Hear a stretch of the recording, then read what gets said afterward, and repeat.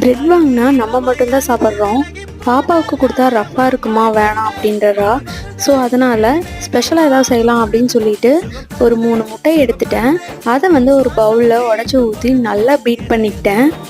எப்போவுமே நார்மலாக கொடுக்கறத விட குழந்தைங்களுக்கு இந்த மாதிரி ஸ்பெஷலாக செஞ்சு கொடுக்கும்போது அவங்களுக்கு டேஸ்ட்டும் ரொம்ப பிடிச்சிருது. அதே போல் காலியும் பண்ணிடுறாங்க.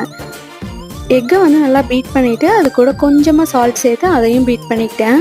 அதுக்கப்புறமா ஒரு பிளேட்டில் ஒரு 6 ஸ்லைசஸ் பிரெட் எடுத்து வச்சுக்கிட்டேன். அதை சென்டரில் இந்த மாதிரி கட் பண்ணி இப்படி எடுத்து வச்சுட்டேன்.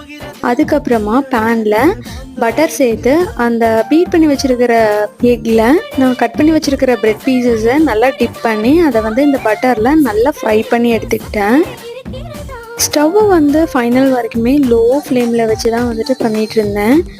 ரொம்பவே டேஸ்டியாக இருந்தது. கூடவே டொமேட்டோ கெச்சப் வச்சு சூப்பராக சாப்பிட்டாச்சு. பாப்பாவும் நல்லா சாப்பிட்டா.